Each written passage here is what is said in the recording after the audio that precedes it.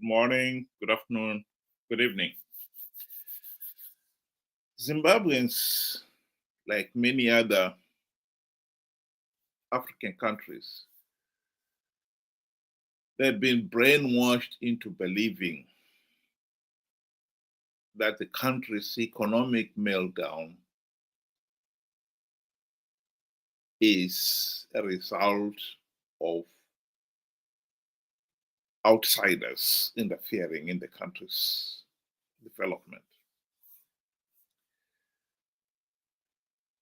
Once people have been thoroughly brainwashed into believing such nonsense, it is near impossible for them to drop it. In Shona, we've got a saying that chakabaya chakachukokera. I think Zimbabweans, as much as you can produce to them the evidence that Zimbabwe's economic meltdown in the last 45 years has been a result of gross mismanagement and rampant corruption, they still hang on to this notion that it was the IMF, the World Bank, and in the case of Zimbabwe, the sanctions imposed by the West that have caused our economic problems. Here is a video clip that has been taking the rounds of somebody giving us another spiel on how the IMF and the World Bank are to blame for our problems. The IMF, the World Bank, they're part of a global.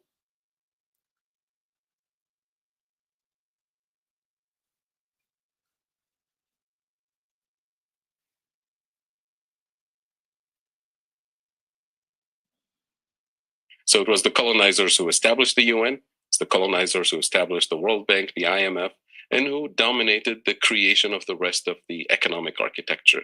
So an economic architecture that was not designed by us, that was not designed for us. Why do we expect it to deliver justice for us today?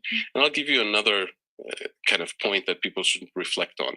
The fact that so many of our countries, Kenya included, have been essentially following to the T economic policy instructions dictated by the World Bank and IMF in particular for decades.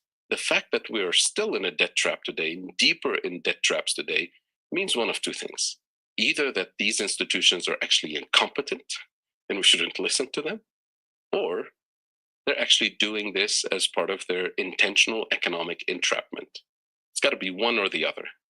Either way, from our perspective, their model should be rejected. Their model of development, their instructions and prescriptions and conditionalities are designed to produce entrapment. So that's something that all of us should reflect on. Well, that is interesting. So why haven't we rejected them? Is a question that one has got to ask. Why have we followed those instructions and conditionalities to the T? To say, oh, it's IMF's fault. If you realize that IMF are giving you the wrong instructions, why do you keep following it? What is actually interesting here, particularly for countries like Zimbabwe, the country has got enough resources of its own. In 2019, the then Reserve Bank of the Bank of Zimbabwe, Dr. Mangudla, admitted that if Zimbabwe stopped the leaking, the hemorrhage of the millions of dollars generated from the gold and diamonds alone, it could pay off its debt and from there on fund all its own development needs. So the question that one is going to ask is, why have we failed to stop the hemorrhage?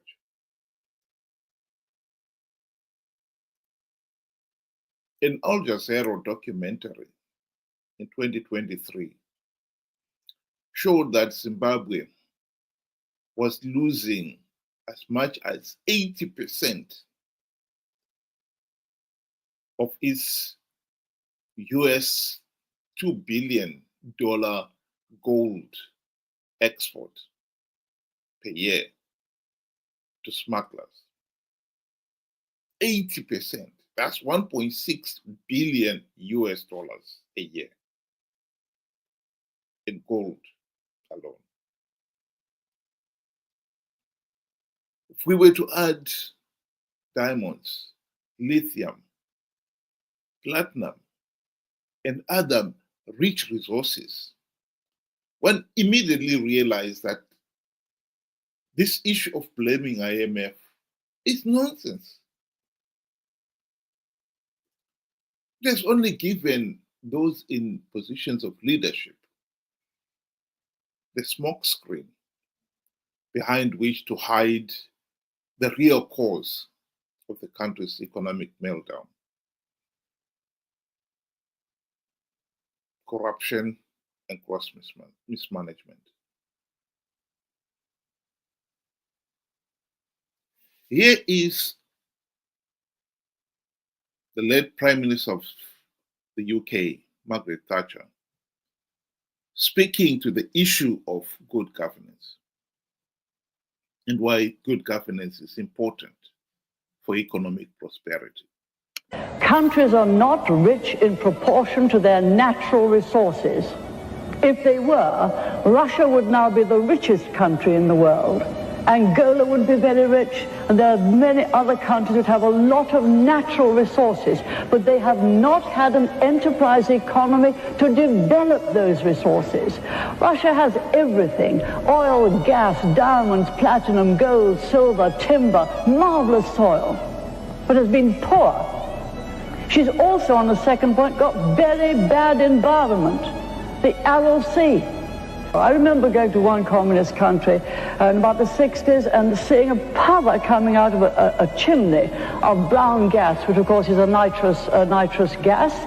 And I was absolutely horrified. I said, well, what are you doing letting that happen? The lungs of the people must be terrible. This is acid.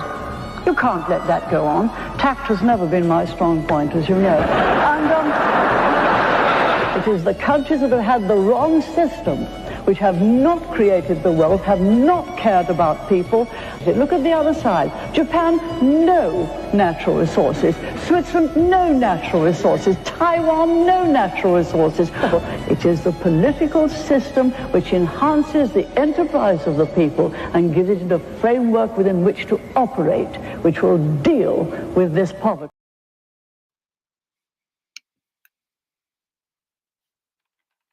That is the truth that we in Africa have often refused to accept.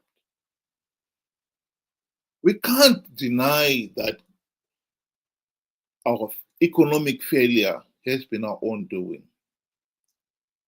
Zimbabwe has been stuck with this corrupt, incompetent, and tyrannical Zanu PF regime for the last 45 years. The regime is corrupt. The regime is incompetent. And yet we want to blame the economic failures on sanctions. Zanu PF is deliberately keeping millions of ordinary Zimbabweans in abject poverty. One area where things could change significantly is the rural areas. We have people who are still living in mud huts. In this day and age, Why is that possible? The truth of the matter is, many of these people would build themselves decent homes if they were given title deeds to the land. They would have the confidence to know that they can invest resources in building a decent homestead, dig wells, put toilets, plant fruit trees on that piece of land, knowing fully well that if they should want to leave, they can recover their investment. That's Zanu PF, just like Ian Smith before them, has stubbornly refused to give rural people title deeds to even a few square meters of land in the rural areas. Why? Because the regime fears that if the people were to become economically prosperous, the next thing they would want is political power. Zanu PF cannot allow that. And so millions of people are being kept poor for Zanu PF's political ends. Here is Margaret Longo confirming that very point. They have wrong priorities, especially the current government. How can you go and build an airport which services a few people, and the majority are the elite and the so-called investors? Look at the rural. I made you come to interview me because I wanted you to have the experience of the roads that we are using. If we go today to our hospital there, you feel pity with that's a hospital in a rural area. If we go to our clinic, you feel pity. We have no piped water here. Do you know the reason why the rural people vote for Zanu PF? One, they're intimidated. Two, the policy is that the rural people should remain poor and subservient to the government. They should remain poor, because if they remain poor, they continue singing the song for their master. This is why these people have been impoverished. It's for a reason. Because at the moment, if you economically empower these people, they'll go out of hand. Zanu PF will never have control over them.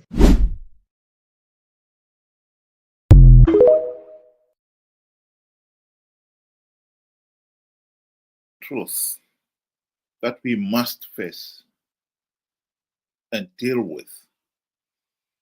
To keep on blaming the IMF, the World Bank, the West for the sanctions. This is just a decoy that has worked for the ruling elite. Only fools continue to be fooled by these decoys. The people of Zimbabwe need to address the problem of bad governance. Nothing, the economy, the political situation will never recover until we address the case of rigged elections and bad governance. And 45 years after independence, in this day and age, we are still failing to address that core issue. Take us belief.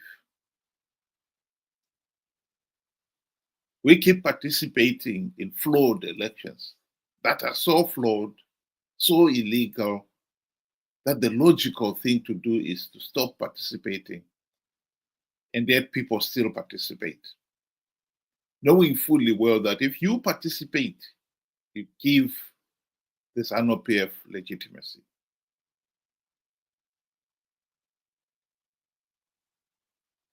We need to wake up. We need to see the problems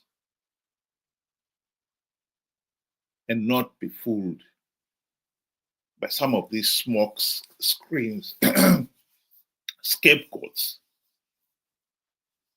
We need to deal with the core problems. Rigged elections and bad governance.